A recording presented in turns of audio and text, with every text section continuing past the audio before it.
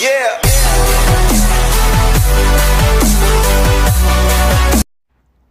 สบายดีทุกคนมื้อนี้จะมาสอนใส่หน้าปกวิดีโอที่เราอัปโหลดลง YouTube แล้ว โดย2วิธีคือใส่ทาง YouTube Dashboard และ YouTube Studio ก่อนอื่นเรามาสร้างรูปภาพที่จะเอาไปเฮ็ดหน้าปกกันก่อนเลยเลือกรูปภาพที่เราต้องการแล้วเอามาใส่คำที่เราอยากจะอธิบายวิดีโอของเราเพื่อให้คนอื่นนั่นสนใจวิดีโอของเราต้องได้คำอธิบายดังเช่นใส่ M79 ทั้ง Mac จังหวะนี้เจาะกะโหลกจังสั้นจังซี่เนาะเพื่อให้ดึงดูดความสนใจใส่สีสันเข้าไปในตัวหนังสือ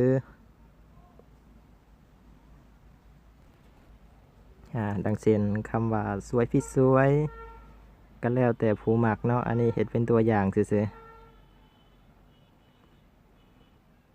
เฮามาเลือกขนาดเลือกสีบัดนี้เลือกฟอนต์ที่เราต้องการรูปแบบตัวหนังสือบ่คักปานใด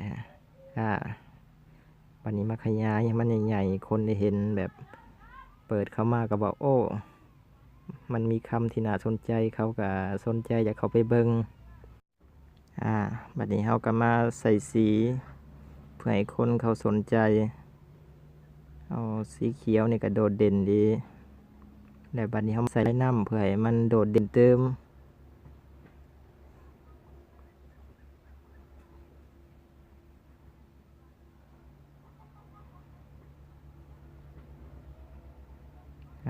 บัดนี้เราก็หาคำอื่นๆมาใส่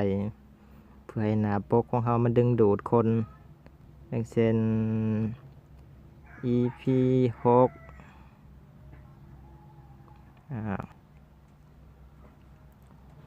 ขยายใหญ่ๆเลยแล้วก็เปลี่ยนเป็นเราจะมาเลือกเอาสีแดงเอาเพื่อให้มันโดดเด่นนะ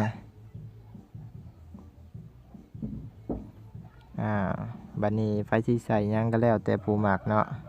เพื่อให้วิดีโอของเรานั่นเป็นที่น่าสนใจ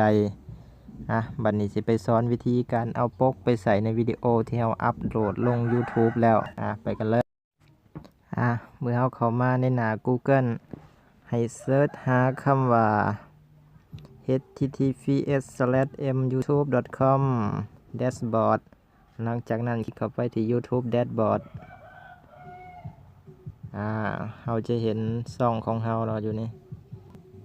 เป็นช่องของเราและวิดีโอที่เราอัปโหลดลงไปแล้วอันนี้ภาพเทนนี่คือได้ใส่หน้าปกไปแล้วแต่ว่าสิมาสอนย้อนหลังอีกเทื่อหนึ่งว่าเขาใส่จังได้ก่อนอื่นเราเข้ามาใหม่เราต้องกดไปที่ช่องและยืนยันเนี่ยแต่ว่าอันนี้ของทักซองเราได้ยืนยันไปแล้วลืมแคปเอาไว้ให้เบิ่งว่าแต่ก่อนมันเป็นแนวใดการยืนยันนั้นเราต้องได้ใส่เบอร์โทรและเขาจะส่งรหัสมาให้ถ้าหากว่าเราบ่ได้ยืนยันนี่เราจะไปใส่หน้าปกวิดีโอบ่ได้เลย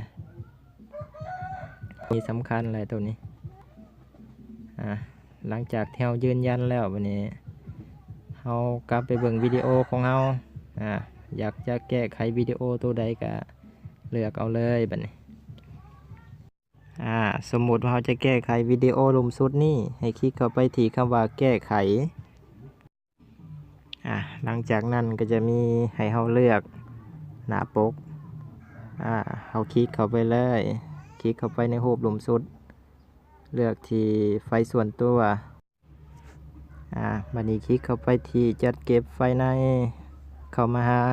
เลือกรูปที่เราต้องการเอาไปเฮ็ดหน้าปกเลือกเรียบร้อยมันกำลังอัปโหลดให้อยู่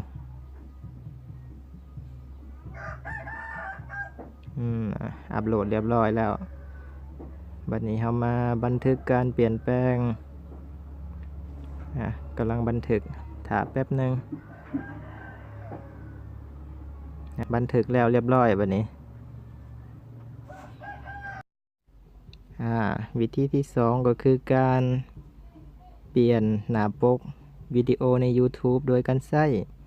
แอปพลิเคชัน YT Studio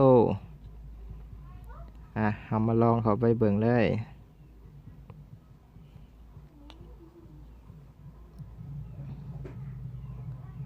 ต่อมาก็จะได้เห็นวิดีโอของเราที่เราอัปโหลดลงไปแล้วอันนี้คือวิดีโอที่ใส่หน้าปกแล้วเดี๋ยวจะสอนย้อนหลังเพื่อให้เข้าใจว่าใส่แนวใดบางคนก็ใส่บ่ได้เป็นหยังจึงใส่บ่ได้ย้อนว่ายังบ่ทันได้ยืนยันเนาะต้องไปยืนยันอยู่ YouTube Dashboard ก่อนเด้อเฮาคลิกไปที่แก้ไขเปลี่ยนคลิกไปที่เปลี่ยนเด้อวันนี้ก็มาเลือกรูปภาพที่เราต้องการเอาไปเฮ็ดหน้าปกสมมติว่าจะเอารูปเอารูปนี่แหละวันนี้เรามาคลิกบันทึกเลย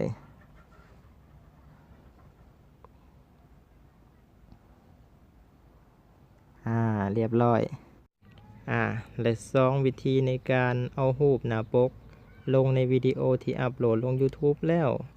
ก็ได้จบลงเพียงส่ำนี้คันไฟของใจมองใดบ่เข้าใจมองใดก็คอมเมนต์ถามได้ทางหลุมคลิปเลย